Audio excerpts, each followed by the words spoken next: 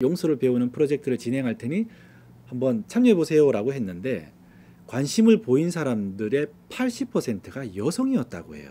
이 현상의 원인을 가지고 두 가지 설이 있었습니다. 첫 번째는 여성들은 남자들보다 훨씬 더 감성이 풍부하기 때문에 관심을 보였을 것이다 라는 가설이 하나, 또 두 번째 가설은 남녀 관계에 있어서 주로 남성이 가해자이기 때문에 용서를 해야 될 주체가 여성이라서 그런 것이다 라는 가설입니다. 동의하십니까? 어떻게 생각하세요? 우리 남성분들? 결론으로 넘어가겠습니다. 둘 다 틀렸대요, 그 가설이.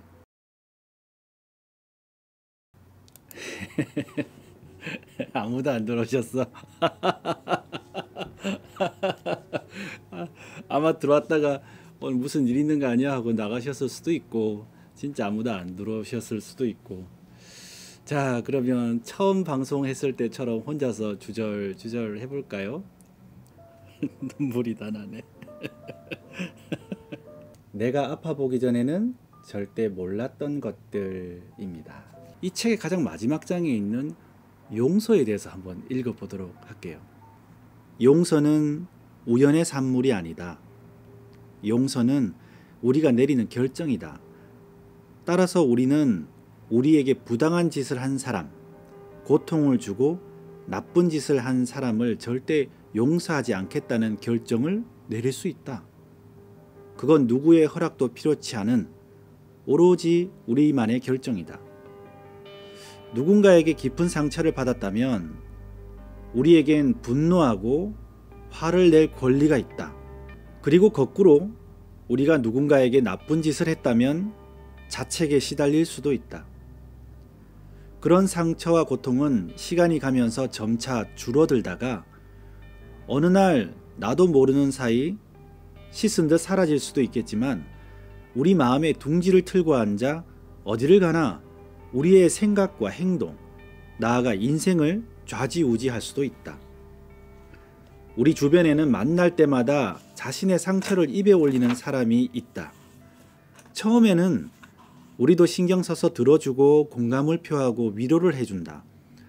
하지만 시간이 흐르면 우리에겐 그 사람의 생각을 긍정적인 방향으로 이끌어주고 싶은 마음이 일어난다. 하지만 그 사람들은 썩은 널판지처럼 제자리에 매달려 일그러진 표정과 새된 목소리로 자신의 순한사만 되풀이하고 결국 지친 우리도 더 이상 그들의 말에 귀를 기울이지 않게 된다.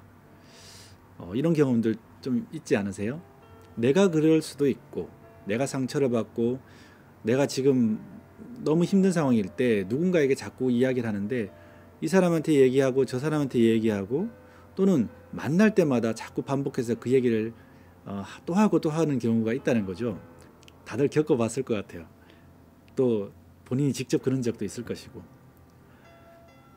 하지만 막상 우리 자신이 그런 상처를 입게 될 경우 우리는 그 끝없는 한탄의 악순환의 고리를 끊기가 얼마나 힘든지 뼈저리게 느낄 것이다. 우리가 겪은 부당한 일에 대한 기억이 우리의 생각과 행동과 감정을 지배한다. 이렇게 상처가 심한 사람들은 용서라는 말을 들으면 인정하기 싫을 거예요. 내가 어떻게 용서를 하겠어, 그 사람은 나한테 어떤 짓을 했는데 라고 말이죠. 분노와 상실의 슬픔, 다시는 누군가를 신뢰하지도 사랑하지도 못할 것 같은 두려움에 한데 뒤섞여 있다는 겁니다. 하지만 용서란 가해자가 설사 법적으로 처벌을 받는다고 해도 그것이 일시적인 만족을 줄 뿐 우리의 정서적 고통은 끝나지 않는다는 깨달음이다. 용서라는 것은 무조건 화해를 목적으로 타인을 덮어주는 의미가 아니라고 합니다. 용서를 가로막는 가장 큰 장애물은 깨달음의 부족이나 나약한 인간성이 아니라 용서의 진정한 의미를 잘못 이해하고 있는 것이다. 그럼 용서란 무엇일까? 용서란 상대가 아니라 내가 더 나아진다는 의미이다. 즉 나를 위한 것이지 가해자를 위한 것이 아니라는 겁니다. 또 용서는 당신의 상처를 낫게 하는 것이지 가해자의 상처를 낫게 하자는 것이 아니다. 장미꽃 향기님께서 그렇게 하기까지는 많은 통찰이 필요하겠죠 라고 하셨는데 맞습니다. 또 용서에 대해서 몇 가지 정의만 더 읽어드릴게요. 용서는 배울 수 있는 능력이다.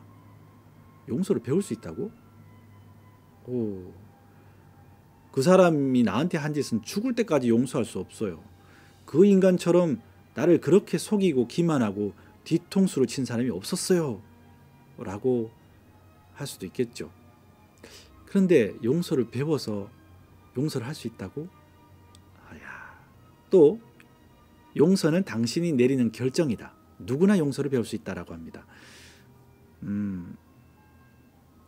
용서가 중요한 것은 용서가 두 가지의 가능성의 문을 열어준대요. 첫 번째는 우리를 속이고 기만하고 나쁜 짓을 한 사람과 다시 얼굴을 보면서 인간관계를 맺거나 한 걸음 더 나아가 그와 잘해보려는 것을 목적으로 한다. 그렇지 않으세요? 만약에 용서를 하지 않으면 되게 껄끄러워요.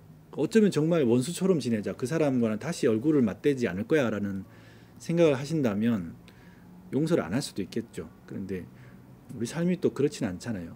늘 마주치는 사람들이 더 많으니까요. 매번 만날 때마다 불편하고 이럴 수는 없으니까. 그러면 나 자신도 안 좋고, 그리고 이 과정을 통해서 내가 더 앞으로 나가지도 못하는 일이고. 용서를 하지 않으면, 김주환님의 이야기입니다. 용서를 하지 않으면 그 사람과의 관계가 껄끄러울 것 같아, 자신에게 좋지 않을 것 같다고 초등학교 5학년 아들이 얘기해 주네요. 방금 이야기한 결론이 그거예요. 초등학교 5학년 아들, 어우 멋져요. 아이들의 마음은 어른보다 더 나은 것 같아요. 어떨 땐 많은 부분에서. 저도 저희 아이들과 이야기하다 보면 제가 아이들한테 많이 배워요. 어떤 경우에도 고통스러운 과거와 화해하고 설사 지금까지 고통이 계속된다 해도 가해자에게 그 책임을 묻지 않겠다는 의미의 용서도 있다. 하지만 가해자와 두 번 다시 접촉하지 않아도 용서는 가능하다. 그러니까 다시 안 만나더라도 용서는 가능하다고 합니다. 이건 또 다른 차원의 용서겠죠. 스탠퍼드 대학에서 용서 프로젝트를 한번 한 적이 있대요. 이 얘기 참 재밌습니다. 특히 남자분들 한번 잘 들어보세요. 프레드 러스킨이라는 분이 스탠퍼드 대학의 용서 프로젝트를 참가할 자원자를 모집을 했습니다. 자, 용서를 하는 프로젝트를 용서를 배우는 프로젝트를 진행할 테니 한번 참여해 보세요 라고 했는데, 관심을 보인 사람들의 80%가 여성이었다고 해요.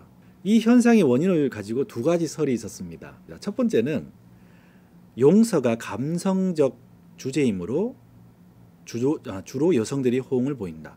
여성들은 남자들보다 훨씬 더 감성이 풍부하기 때문에 관심을 보였을 것이다 라는 가설이 하나. 또 두 번째 가설은 남녀 관계에 있어서 주로 남성이 가해자이기 때문에 용서를 해야 될 주체가 여성이라서 그런 것이다 라는 가설입니다. 동의하십니까?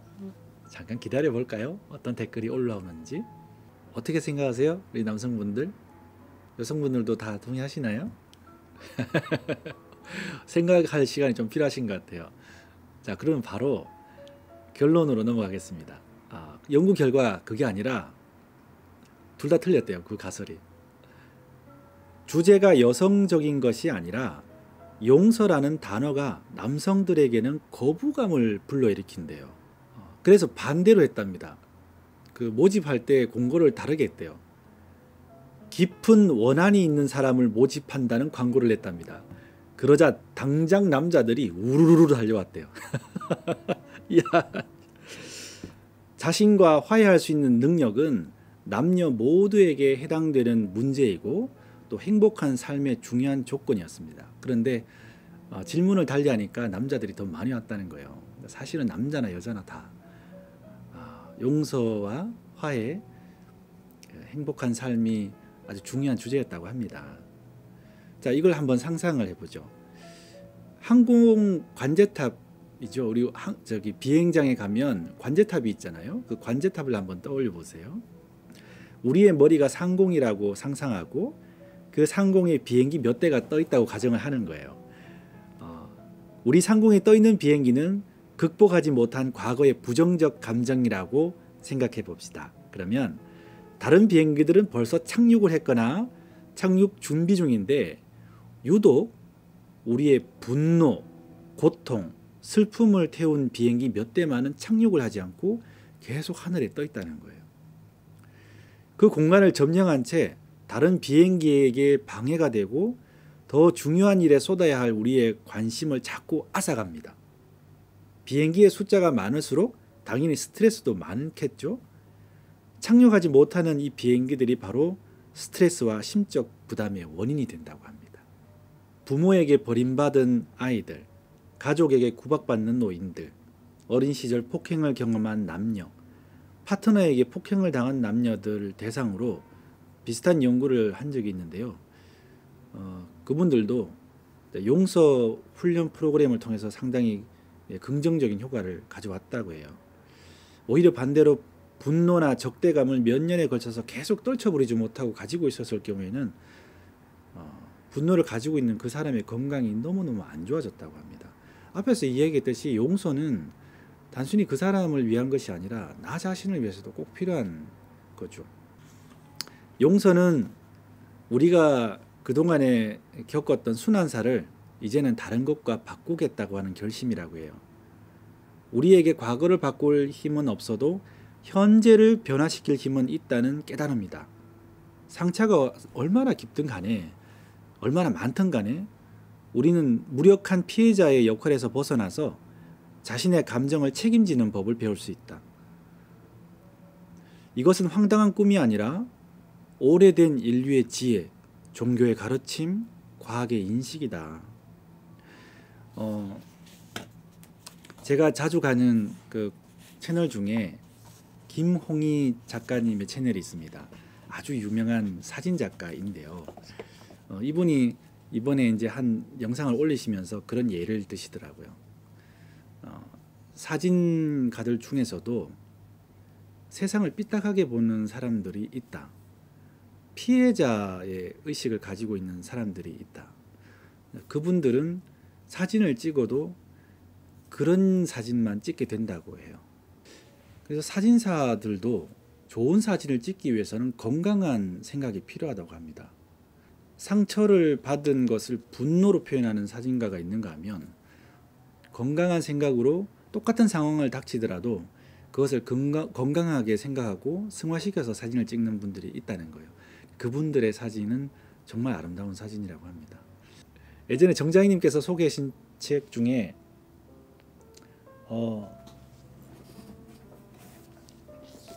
이 책이 있었어요. 아무것도 할 수 없었던 그때 나를 치유해준 말 한마디. 그런 이야기를 하더라고요. 버텨나가면 버틴다면 마치 모래폭풍이 불어오고 추운 겨울이 오더라도 웅크리고 버티고 버텨나갈 수 있는 힘만 있다면 언젠가는 봄이 온다. 혹시나 마음에 상처가 있고 힘든 일을 겪고 있다 하더라도 서로 우리가 버텨나갈 수 있는 용기와 격려를 해줄 수 있는 그런 책방이 되었으면 좋겠습니다. 봄이 올 때까지.